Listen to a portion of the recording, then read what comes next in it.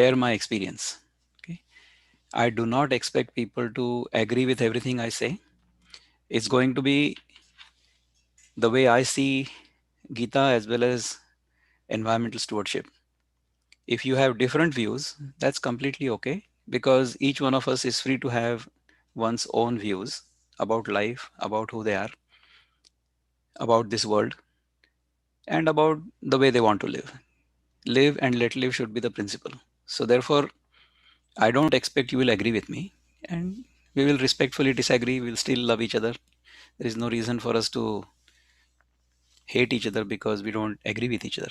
That's completely okay. We will cover what is environment. See, if we are talking about environmental stewardship from the Bhagavad Gita perspective, we need to understand what the environment is, what stewardship means, what Bhagavad Gita is, and how they all tie together. And they all have to tie together in our own experience. We'll try to learn why we should understand the Gita, why should we learn the Gita, what is Gita's philosophy. Then we'll concentrate on some verses which are connected with the environment. And then what can we do? Because we cannot really change the world. We cannot do anything to what other people are doing, but we can change ourselves. So if we want to see a change in the world, we should be that change. Only then we can expect that change in the world, isn't it? That's what we will focus on. What can I do? And then some concluding remarks. So hopefully you will enjoy this presentation. I'll try to speak for about half an hour to 45 minutes and then we'll go further.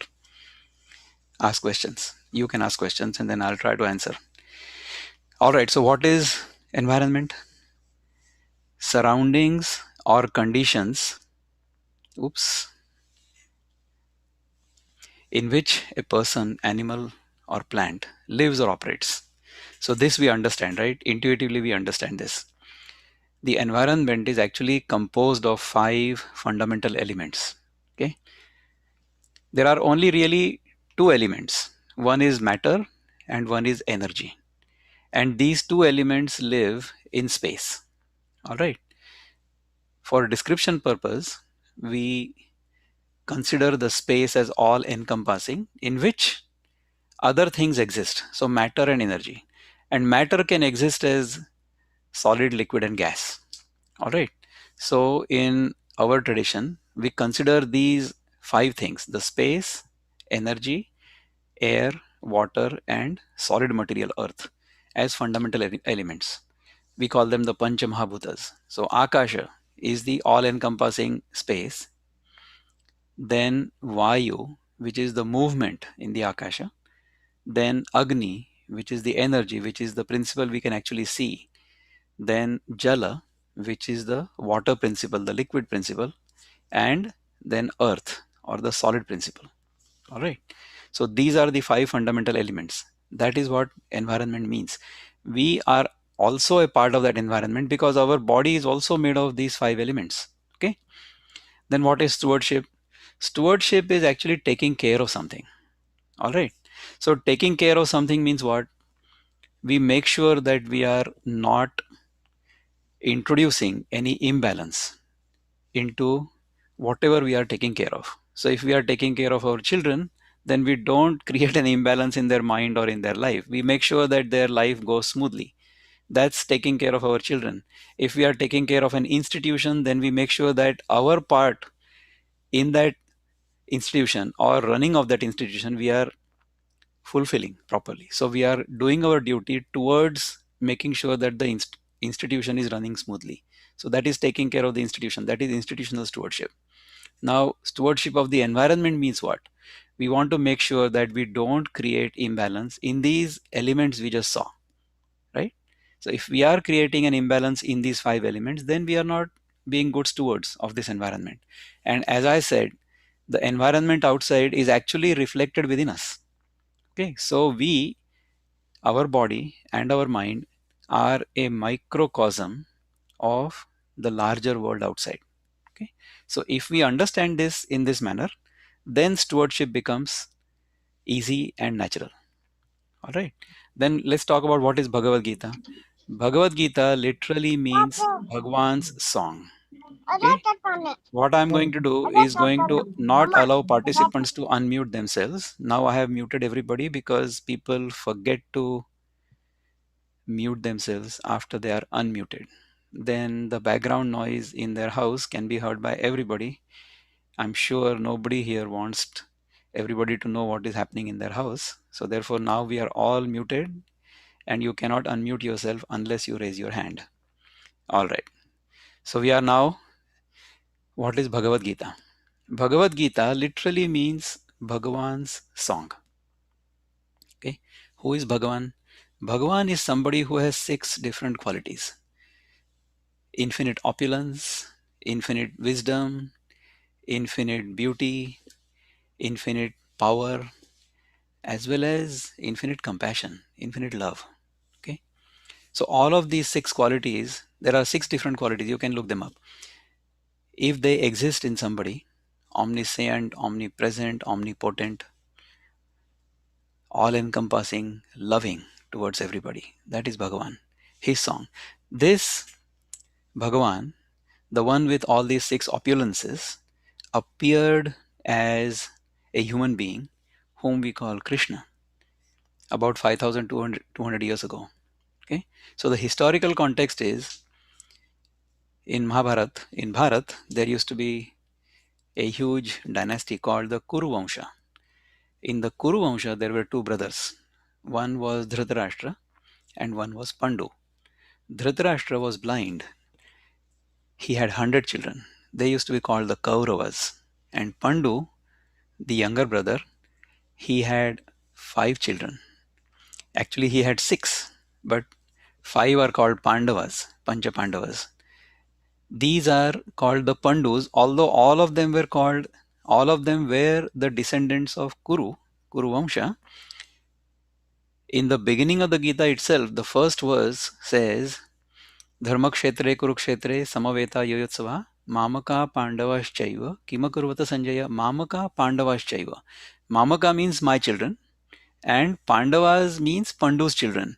When there is a distinction between mine and the other, that is when Mahabharata happens. Even in our own lives, our own children are, great. We love them. But somebody else's children, they are very naughty, they are not very well behaved. All those things we will start commenting. When such things happen, that is when Mahabharata is going to happen eventually. All right, so these children of Pandu and children of Dhritarashtra, they have a conflict.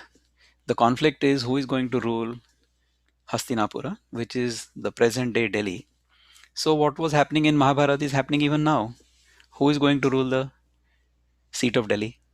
Even now it is happening, isn't it? So such things keep happening all the time. What we need to do is to learn from the history. Mahabharata is actually considered as history, itihas. Mahabharata as well as Ramayana, these are the 2 itihas granthas we have. The things that happened. Itihas means this is how it was. These things happened in our land. These stories have continued from those days until now because these have very deep spiritual meaning, and they have taken hold of our heart and our mind and our spirit. That is why Mahabharata is important for us to study, so that we can learn something from it. Okay, we all suffer from what we can consider as identity crisis. We really don't know who we are. Okay, who am I? What is my duty at any given time? What is my life's goal? And how do I achieve it?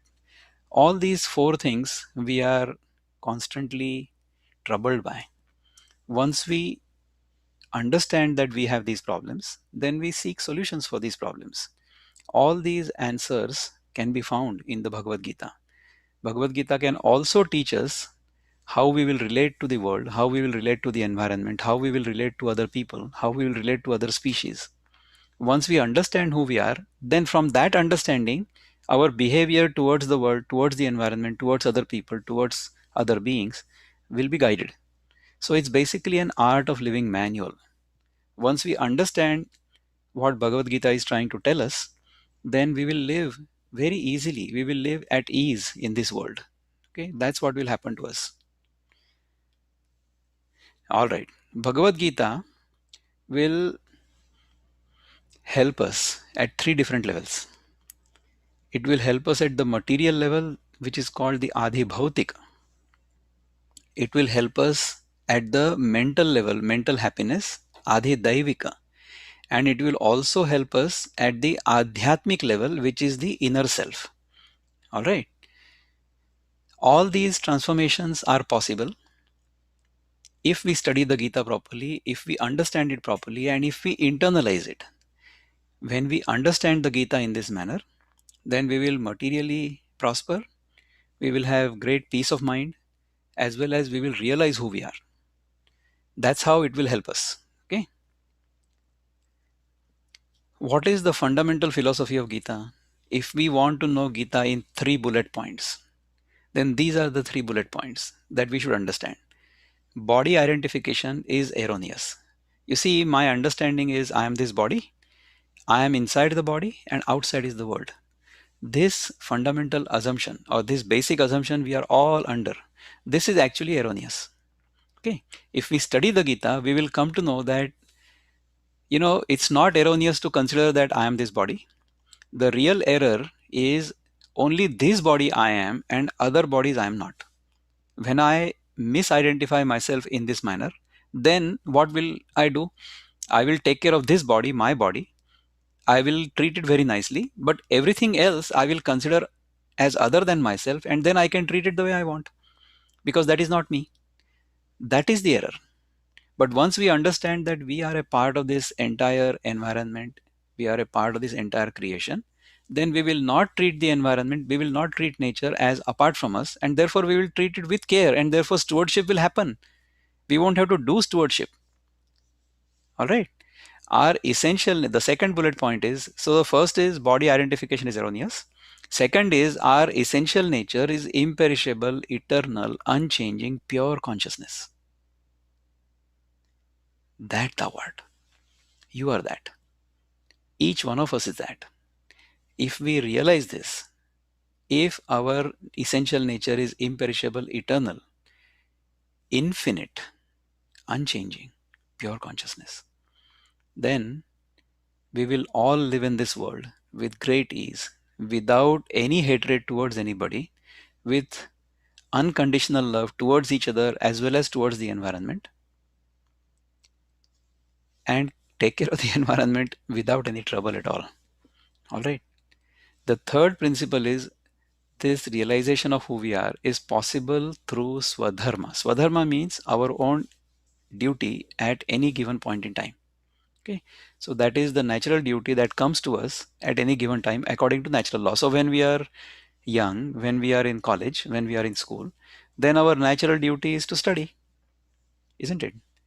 Then once we grow a bit older, then our natural duty is to take care of the family and take care of the society, do a job well, and contribute to the economy, contribute to the society. Then once we retire, then the natural duty is to start gradually withdrawing from the worldly activities and contemplate, or get ready to contemplate on our own selves. And then at the fourth stage, leave even that, let go of even that. So these are the four ashramas as we understand. So the first stage in our life is brahmacharya ashram, which is the student stage. The second stage is the grihastha ashram, which is the householder stage. The third one is the vanaprastha which is the withdrawal from the world stage. And then the sannyasa ashrama, which is the complete renunciation stage. So these are the four ashramas. That's how our natural duty will change from time to time. Okay. The other way the natural duty will change is through varna. And varna actually means varnana, which means description. It's only a classification. It's not how somebody is born or in which family somebody is born. The varna is our nature. Okay. So we exhibit four different types of nature. One nature is contemplative, which is what we are doing right now. So when we are predominantly contemplative, then that varna is considered to be Brahman. The second varna is when we are trying to protect ourselves. So when we protect ourselves from any danger, then we are Kshatriya.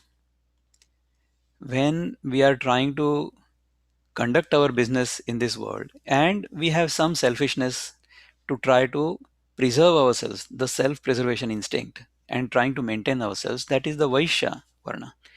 And In some portion of our life, we are actually doing manual things. Okay, we are trying to take care of the body, we are trying to clean our body, we are trying to clean the house and all those things. At that time, we are in the Shudra Varna. Okay, see, all four of us, all four of these Varnas are exhibited in our own body, in our own life. Okay, depending upon the time of the day, or depending upon the season, depending upon our age, and so on and so forth. So there is no reason for us to divide ourselves in different categories. Okay, these are only classifications, just descriptions. They are not meant to divide us. Okay, so anything and everything that divides us, that is not real. In fact, we should not get stuck in that. All right, what unites us is what is real. Okay, so what divides us, it suits the politicians, so therefore they try to divide us. Okay, but we don't need to get influenced by such divisive thoughts. Okay, let's move forward. We'll focus on some Gita verses that can be related to environmental stewardship. Okay, one of the first verses in the Gita that tell us about how we should live in this world is कर्मणि एव अधिकारस्ते मा फलेषु कदाचन मा कर्म फल हेतुर्भु माते संगोस्त्व कर्मणि. Okay, we have control over only our actions. We don't have control over the results. We should never consider ourselves to be the cause of the results of our activities, nor be attached to inaction. No verse in the Gita has been more misunderstood than this verse. All right. So normally people understand this verse as you do your duty and you forget about the results. You don't have any right over the results of your action. Is that how we are going to act in this world? There is no way anybody is going to act in this world. Every action is undertaken with the desired result in the mind, isn't it? So, doing your duty or doing your action, but not expecting the result of the action is completely foolish, isn't it? What this verse actually means is we have control over our action, but we do not have control over the result because the result is dependent upon the action itself. All right, the result happens according to natural law. The result is not under our control. The result is under the control of the law of karma as well as the law of nature. So if we jump from the balcony, we are definitely going to fall down. Nobody is going to stop that. But whether to jump from the balcony or not is entirely up to me. So therefore, I have control over my action, but I don't have control over the results of that action. If I get a result that is not according to my expectations, then I should go back and check whether I have done something wrong in my procedure. And then we correct the procedure and we get the correct result. That is what this law means. It doesn't mean that you should not expect result from the action or whether and then you should give up the right over that action. Absolutely not. If you are going to study and if you are going to write an examination, at the end of the examination, you are expecting a good result. Are you not? You don't appear for the exam and not expect a result. So don't misunderstand this verse. The correct understanding of the verse is whatever action I do, I have full control over it. But the result of the action is going to happen according to natural law. So I don't have any control over it. That's all it means. I do have a right over the result of whatever action I do. All right. What we need to do is to not be too greedy or too selfish.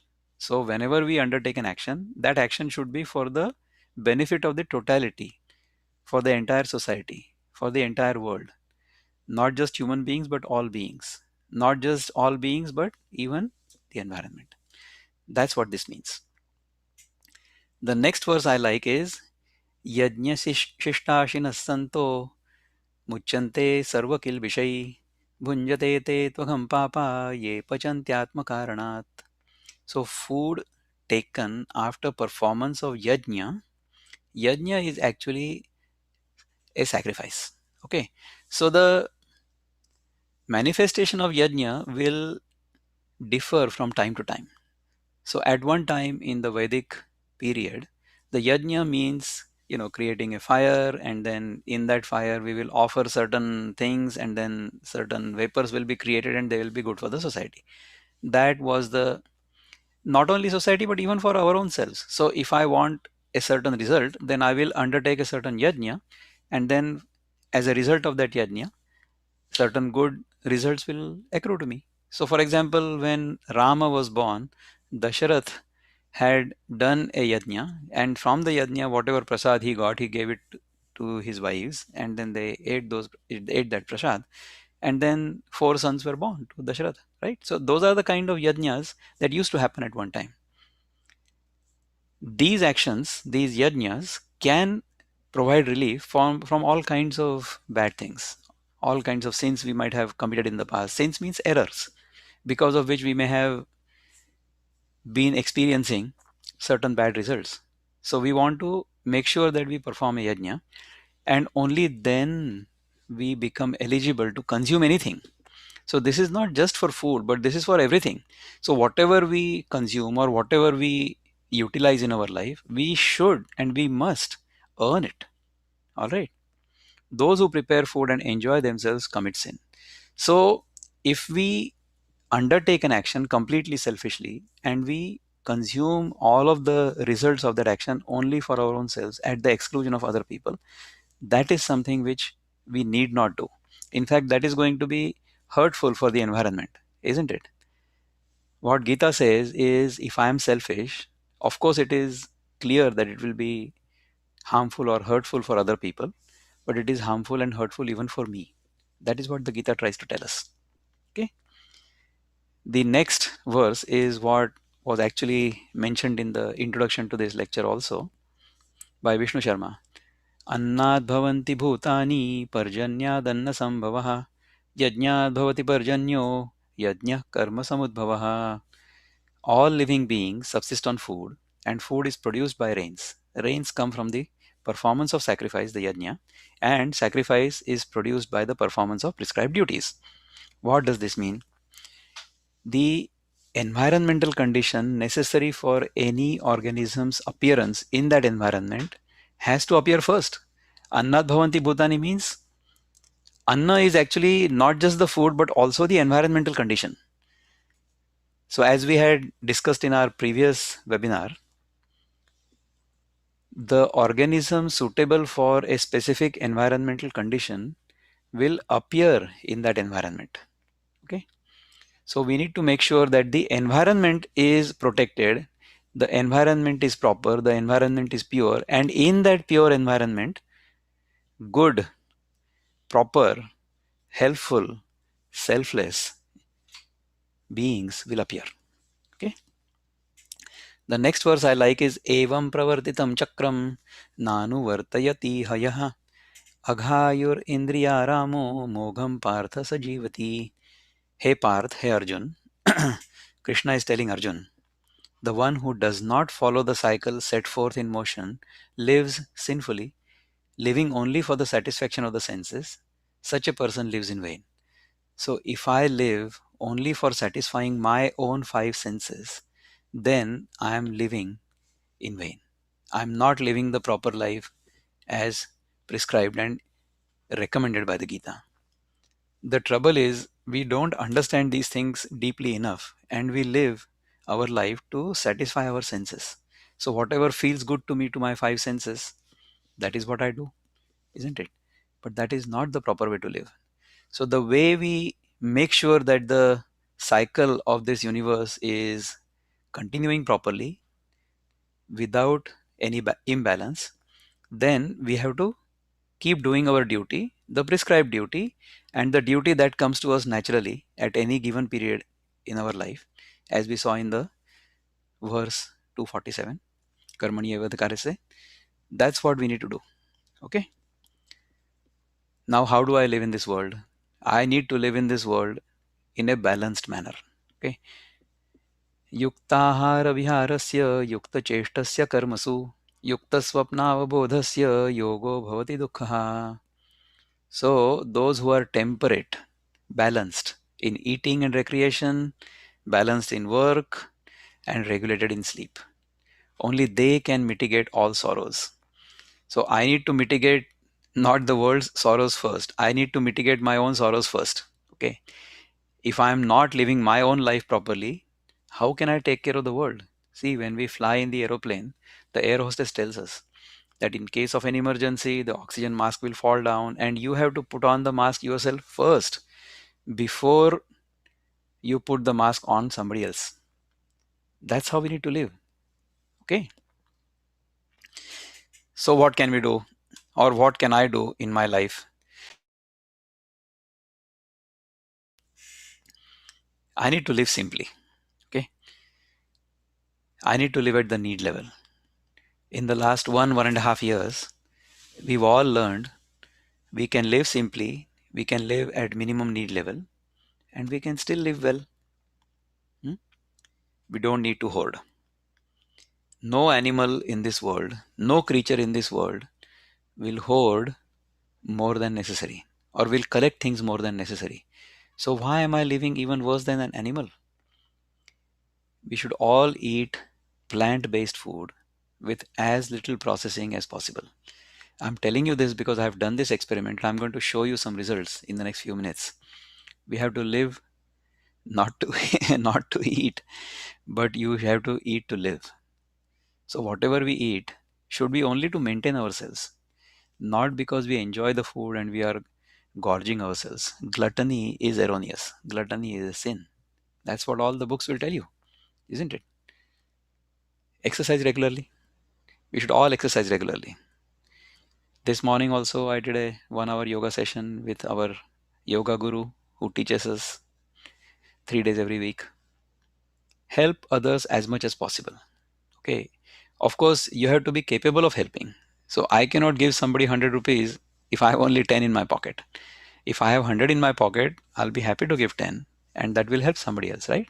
So I want to make sure that I'm properly protected. I have a mask on my face and only then I can put on the mask on somebody else's face, right? So Gita doesn't say that you go and help somebody else when you are not helping yourself. All right. Help others as much as possible. Only after making sure that you are helping yourself also. Then the last thing is meditate and contemplate. That's what we are doing right now collectively, isn't it? All right. So what's the next thing we need to do? We need to eat. I'm going to tell you my story now. Natural food produced through photosynthesis. This is what we need to consume as much as possible. If you can live on 100% natural food would be awesome. I've done that experiment. I feel wonderful. For the last more than 3 years, I've been on mostly natural food. Occasionally I'll eat cooked food, but most of my food is produced through photosynthesis, which is fruits, soaked nuts and seeds, vegetables, and sprouted grains and lentils. That's all. Okay? Because this kind of food contains the enzymes necessary to digest. So the enzymes I need to digest this food come with the food itself. Okay? It's an extremely energy efficient way to live. So my carbon footprint is very low when I live like this.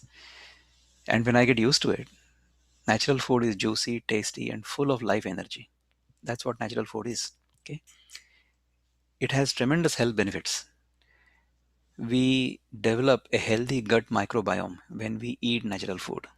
The inflammation in our body is reduced greatly, which is the root cause of all lifestyle diseases. Okay, the mucus levels in the body are reduced. Pranayama will simply happen when we are doing the yoga practice. Allergies are reduced. Body flexibility is unlike we have experienced before. It's amazing how flexible the body is and how wonderful we feel from within. Oral hygiene is improved greatly. So when we wake up in the morning, the mouth is so fresh, you don't really need to brush your teeth. You may or may not, but the mouth is very fresh. You get a clear and glowing skin. So it's especially beneficial for young ladies. If your skin becomes clear and glowing, why would you not want that? Of course you would want that, right? So for that you have to have natural food, mostly. Okay. Reduce body odor. So if you eat pure, clean food, then your body odor will go down. Obviously, your body will not stink. Okay. All kinds of diseases are reversed when we live in this manner. Our health becomes very normal. Body weight, BMI, blood sugar, cholesterol, blood pressure, heart rate, all of those things become completely normal. I'll show you my own numbers in a minute. Sickness is very rare. And even if we do get sick, the recovery is very quick. Okay, because our immunity is very strong. That's how this helps us. Again, this is also going to help the environment. I'm going to tell you that. Okay, the practical advantages of living mostly on natural food is the food requirement is lower, because most of that food or a lot of that food is actually absorbed by our body, gets integrated into our body, and waste generation is lower. Okay, our sleep requirement goes down, but the sleep is deep, so our quality of sleep improves and quantity goes down. So as a student, I'm sure you would be very interested in how to reduce your sleep, so you can study more, isn't it? So if you eat mostly natural food, then your sleep quota will go down, so you are more productive. I travel internationally, so I'm concerned about jet lag, but I'm no longer concerned about jet lag since I switched to a mostly natural diet. I don't get jet lag at all. It saves time because I don't have to cook. It saves fuel because I don't have to cook. And I don't know how to cook, or I don't need to know how to cook. Cooking skills are not necessary. Whatever is created by nature, ready for us to eat, all you do is to sit down and eat, isn't it? The other practical advantage is if somebody invites me to their home, I'm not afraid of their cooking, and they are not under any kind of tension what to cook for this fellow. So I'm a welcome guest to anybody's home. Okay, all they have to do is to give me some fruit and maybe a knife. I can cut my own fruit and eat. They don't even have to cut it for me, isn't it? Those are the practical advantages. This is how transformation can happen. It has happened in my own case, so that's what I'm going to show you. So initially in October of 2017, this is how I used to look. All right, I was 80 kilograms. If I look at my own picture right now, I'm scared. All right, by November, I look like this. Okay, then by the end of December, by the 31st of December, during this time, I gradually and consciously reduced the amount of cooked and processed food in my diet and increased the amount of raw and natural food. So by 31st of December, I was feeling so good that I said, okay, I'll do an experiment now where I will eat completely natural food and then observe the results. So I was going to do this experiment only for 2 weeks. Okay. Lo and behold, within 10 days, see what happened. There was a completely different glow on my face. This is a picture of 11th of January. All right. So the one on the left is 31st of December 2017, and the one on the right is 11th of January 2018. So within 10 days, there was a remarkable change. And in the next 4 or 5 weeks, see what happened. Magic. This was in the first week of February. Transformation was complete. It took only 3 months. Okay. So from first hand experience, I came to know that within 3 months, this kind of result can be achieved. All right. If you look at the actual numbers, the weight was 80 kilograms, went down to 68. Okay, right now it is about 65 or so, or maybe even below 65. So it has not gone up since then at all. So a lot of people will do some diets and then thereafter their weight will go down, but then go back to normal, and then so this has become a lifestyle now. That's why the weight is maintained. All right. Blood pressure used to be 130 by 90 at one time, came down to 100 by 70. It's always like that. Heartbeats used to be 80, 90 sometimes. Now they are always around 50, 60. So cool, right? Blood sugar used to be above 150, but now it is always below 100. Cholesterol used to be above 200. It has gone to below 150. So these are the things that can happen. I'm a normal height person, 5 foot 8 inches. This happened at age 56. Right now, I'll be 60 in the next couple of months. So these things are possible even at an advanced age. So if we maintain our body from a young age, then just imagine what can happen. This kind of flexibility, strength, and balance is possible even at my age. I do all of these postures even today. Okay, this is possible. Now, as promised, how does this help the environment? When we are on a mostly plant-based diet, when we are mostly on fruit, then the farmers are encouraged to plant fruit trees. Large fruit trees will provide shade, therefore they cool the earth down. Okay, provide habitat for birds, so ecosystem is encouraged, and plants and trees help conserve groundwater. So when we are on a mostly plant-based diet, when we eat a large amount of fruits, then these things will happen to benefit the environment. All right. This kind of lifestyle has a very low carbon footprint. Fruit demand will incentivize the farmers. Also, from the farmer's point of view, the farmer will get long-term income for relatively low maintenance, isn't it? So even in the eco village concept we saw the last time, we can achieve all of these objectives, isn't it?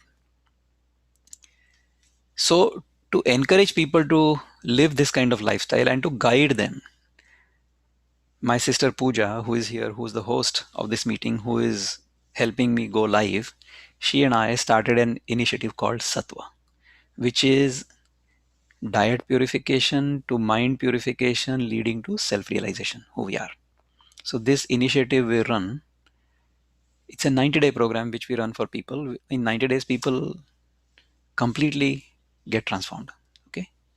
So if you want to learn more about this, of course, you can go to the website or contact on this number. And concluding remarks. We are a part of the environment, not apart from it. We need to understand this. Okay. Our assumption that we are apart from others is erroneous. It does appear to us during our waking experience. No mistake. Okay. Right now, I do appear to you as apart from you. But what happens when we all go to sleep? In deep sleep, you and I are not different. We all have the same deep sleep experience. All of us have the same experience. Not just us, but even animals have the same experience. So, in that deep sleep experience, we are all one. Okay, only when we wake up, then we start experiencing the differentiation. All right. So, we are a part of the environment, we are not apart from it. We are not apart from each other either.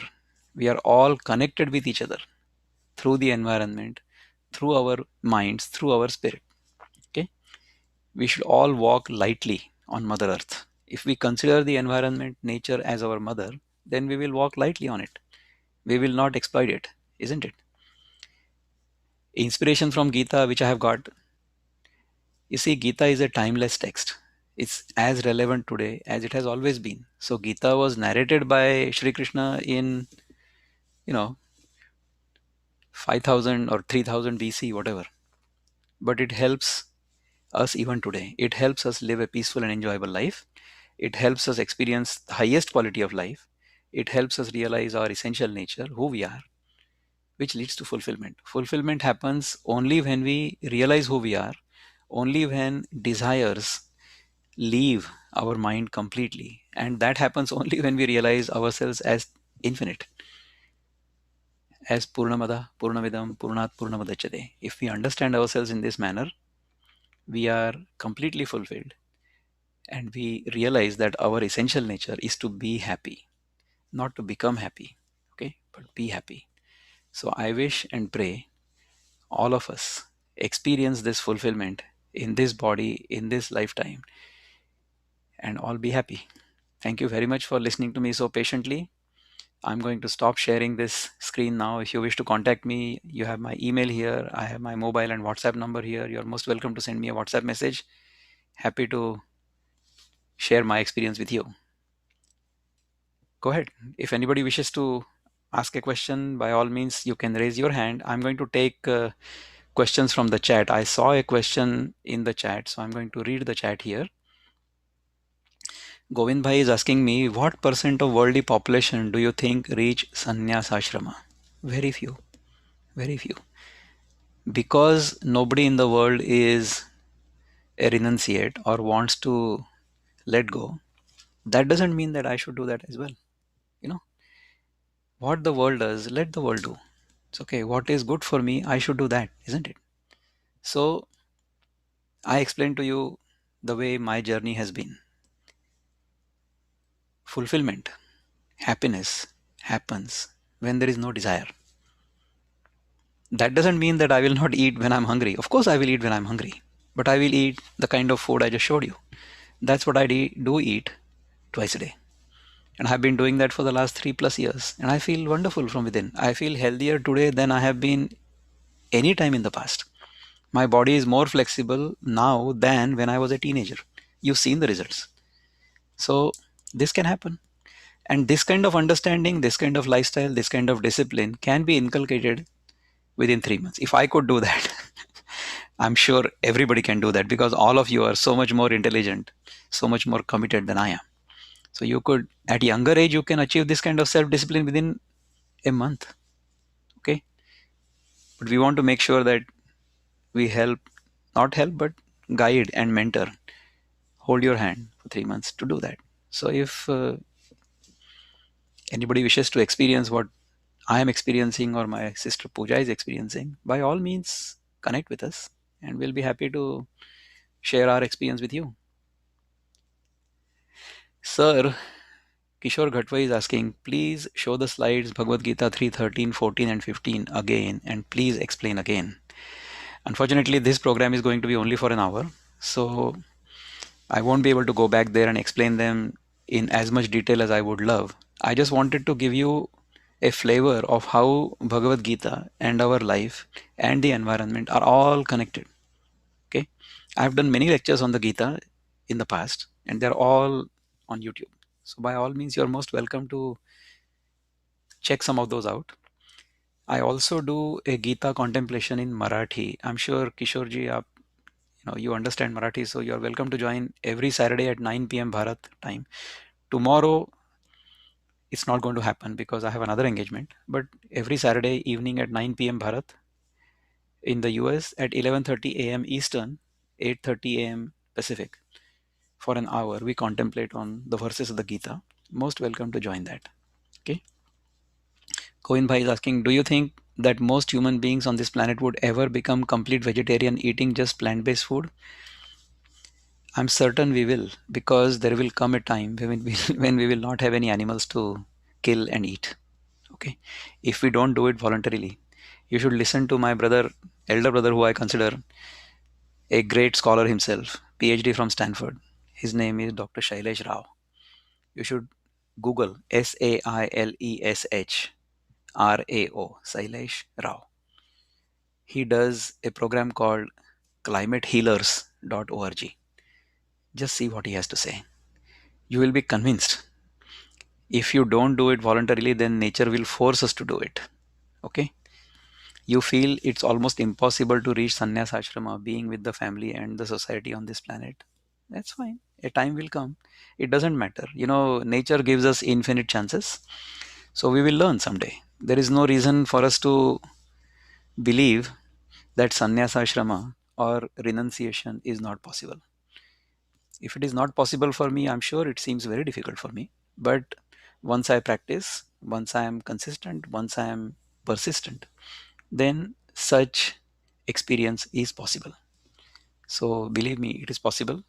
But don't believe unless you do some of these things yourself. So unless you experience, don't believe me.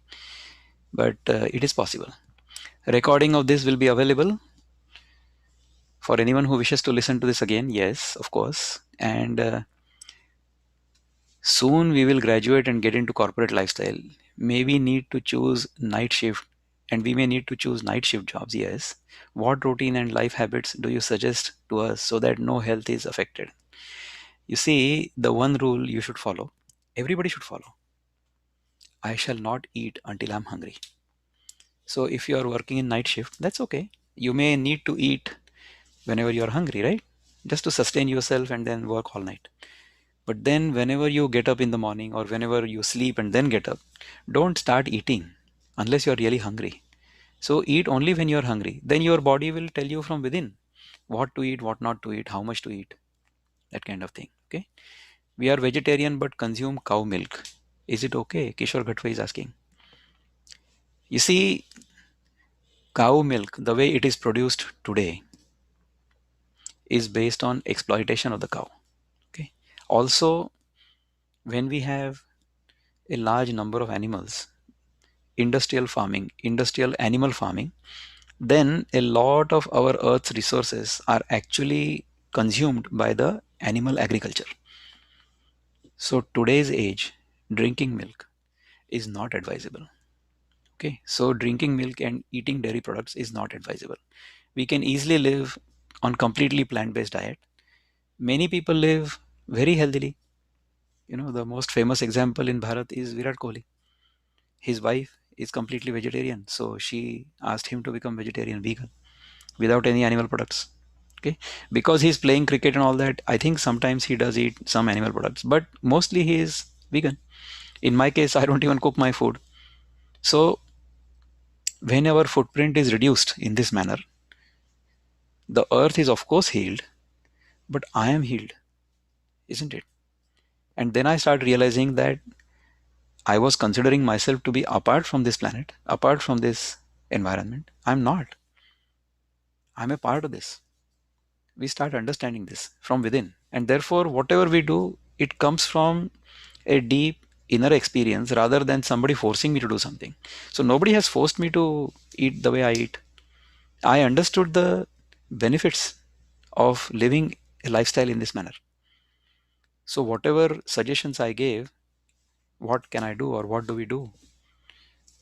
All of those have come out of personal experience. I do all of those things myself. Otherwise, how can I tell you? Or what right do I have to tell you to do something which I'm not doing? I'm doing all of those things. That is why I'm able to say with such conviction that if you do this, this result is going to happen, bound to happen. Okay. Great presentation, Vikram. Enjoyed it. Very relevant message. Thank you, Dilip Dada. If anybody else has any questions, by all means, raise your hand and I'll unmute you and we There will are have some it. more questions, sir. So, how many hours of sleep is sufficient for youngsters?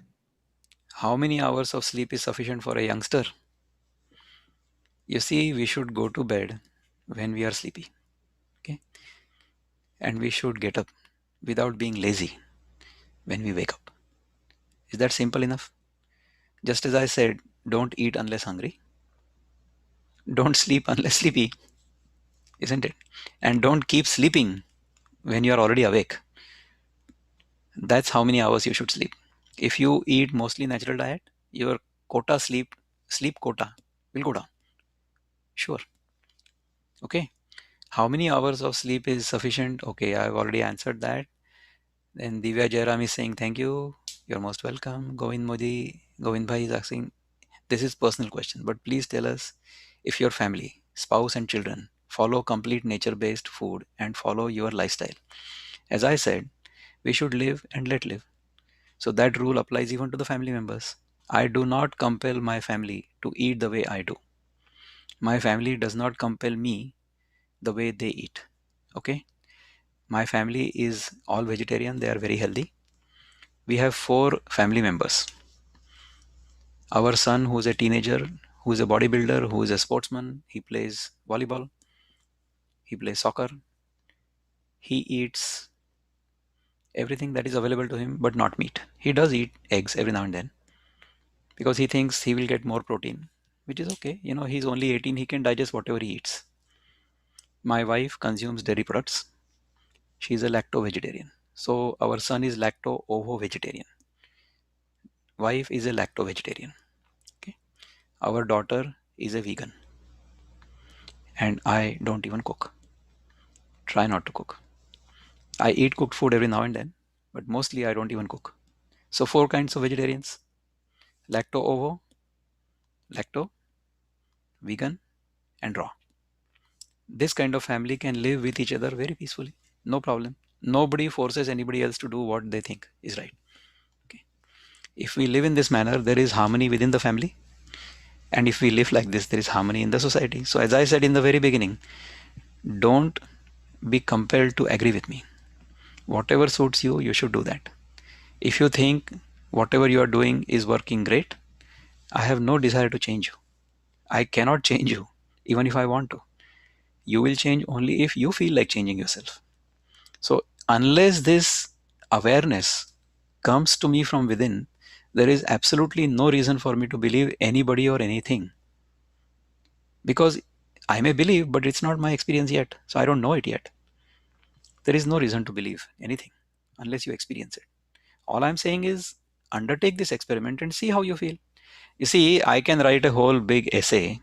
Mango tastes like this. Or I can write an essay on mango. Mango is initially green, then when it is ripened, then it becomes yellow or red from outside, and then it is very sweet from inside. I can tell you all of these things. You can read this on Wikipedia. It's like reading the menu in the restaurant. Just by reading the menu, is your hunger going to be satiated? No. You'll have to order the food and you will have to actually eat it. Only then you will get that experience. Otherwise, we will be only discussing this and we will not have any experience. So, whatever I have told you so far, the principles of the Gita, the principles of environmental conservation, the principles of maintaining this environment. If I maintain the inner environment properly, then the outside environment becomes pure by itself. The outside environment is actually pure. You see, in the last 1 year, 1.5 years, we realized that when we stopped excessive, unnecessary activity, then the planet healed itself without any trouble at all within a few days. That's what happened. I showed pictures of how the environment healed itself when we stopped doing unnecessary things. Non essential activities were stopped as a part of this corona lockdown, isn't it? So, this thing is possible. This thing is completely possible. I have to change myself, not the world. I'm not here to change the world at all. I'm not under the illusion that I can change the world. The world is unchangeable, the world is unfixable. I know that. The only person I can fix is myself. Uddhared atmanatmanam, natmanam avasadayet, atmaiva hi atmano bandhur, atmaiva ripuratmanaha. That's what the Gita says in chapter 6. So I can lift myself by myself. I can go in a ditch by myself. I cannot do anything to the world. I'm completely clear. So this is great. Sir, even at age 60, you are young mentally and physically. Any takeaways from your experience on how you achieved it? So the suggestion to you is, why do you want to age? Just be who you are, isn't it? So if you understand these things as a young person, if you implement this kind of lifestyle when you are young, then don't leave that. Just be like that, isn't it? My body will age, but I'm not aging. I told you at the very beginning, this is, I am the unchanging, unborn, not going to die kind of principle. I'm not this body. This body will come and go. All kinds of bodies have come and gone within me. I am not within the body is in me. So, in me, the child's body came. In me, the teenager's body came. In me, the young adult's body came. In me, an old body will come and go. But I will remain the way I am. I am not going to change. I am the unchangeable principle. That's who I am. Okay. What was the stimulus for you getting into your current lifestyle after age 56 and 57? Did you not see my picture? Did I not look like a sumo wrestler?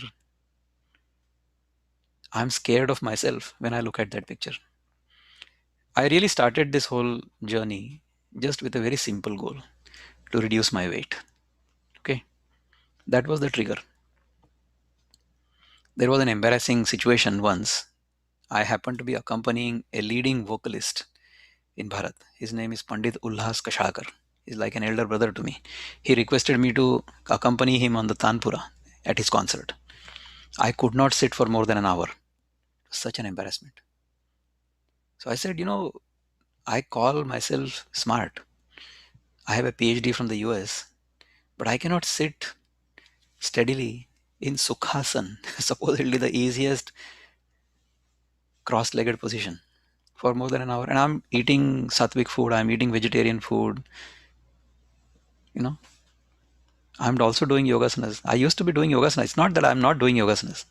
I've been doing yogasanas for the last 45 years, but they are happening better now than they used to happen when I was a teenager. Because the body has been purified and the mind is not too attached to the body. And I'm not too attached to my mind either. I was telling Bhargavi, my sister here, before the program, We take ourselves too seriously. I have a great image about myself, right? But what about other people? They don't have any such image about myself. So why should I have any image about myself? When I don't have any image about myself, when I don't have any sense of separateness or an ego, then my life becomes very simple, isn't it? Then I don't have to prove anything to anybody. Our problem is we want to prove something to somebody, but we don't understand nobody cares for it. Why? Just be happy, just be yourself, isn't it?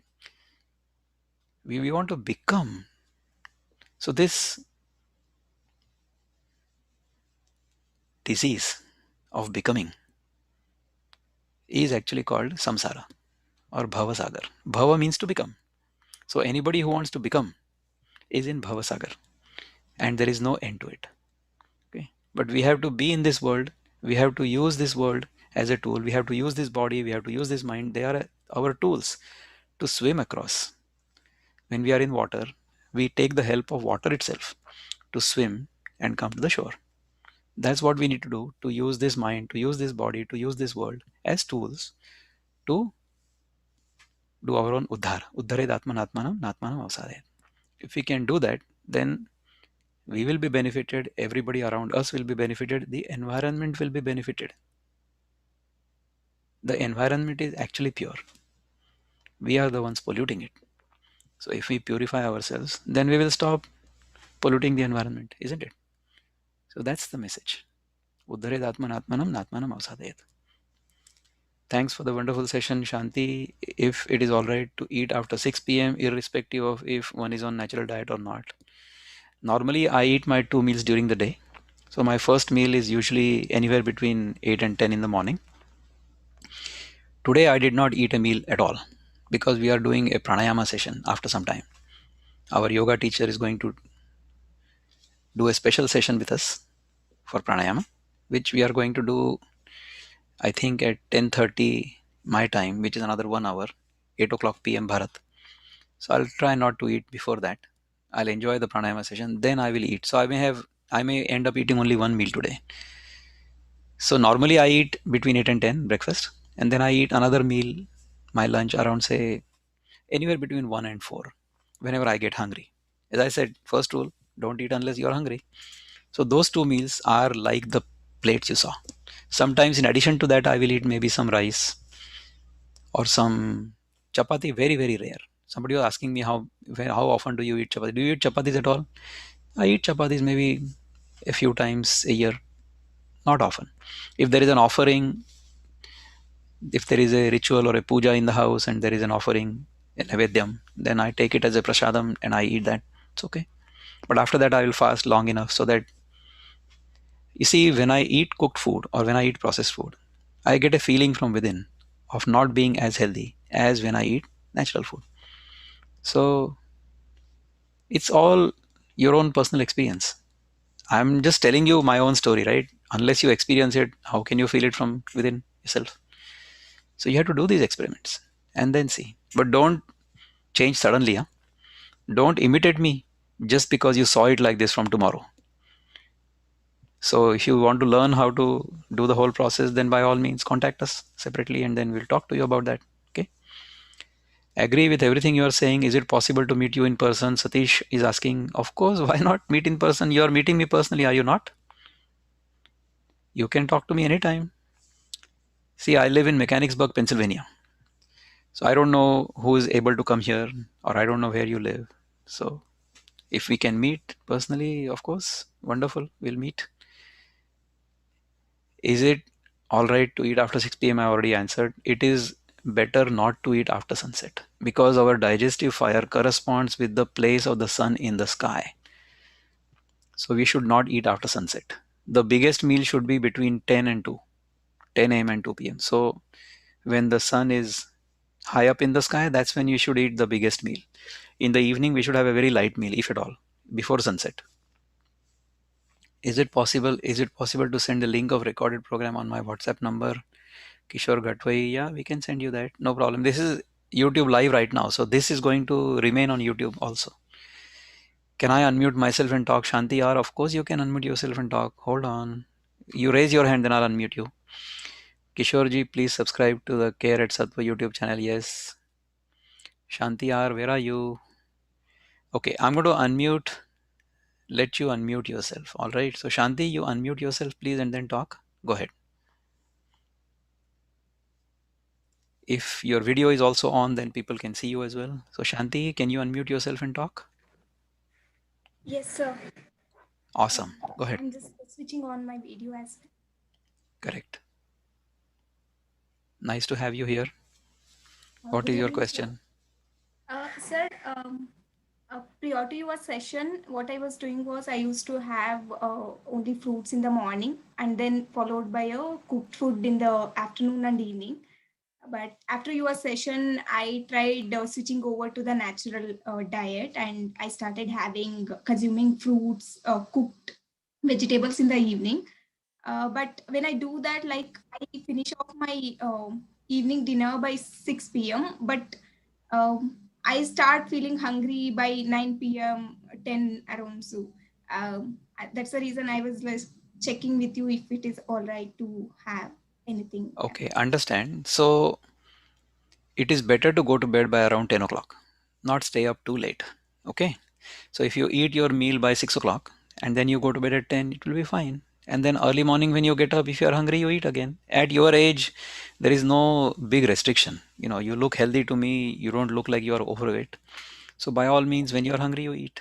If you are eating only natural food and if you get hungry multiple times a day, just eat natural food during the hunger period. Okay, no problem. Sure, sir. Thank you, sir. You're most welcome. Anybody else who wishes to ask a question, they are welcome to unmute themselves and ask. And if you feel you need more guidance, then sattv.life.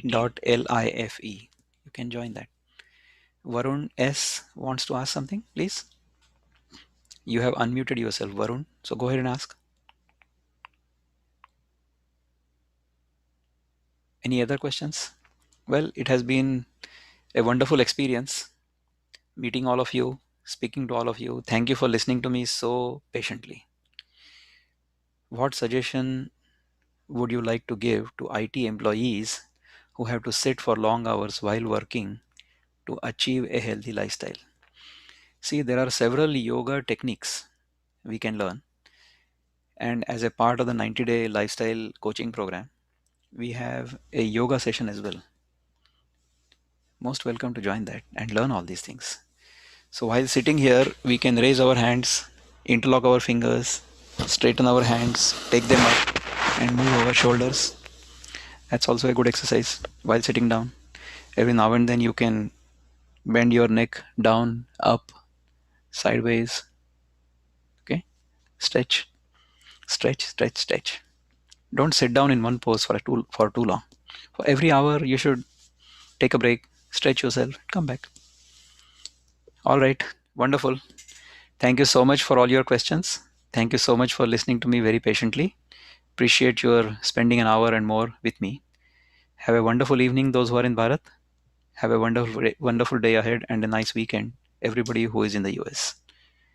Bye bye.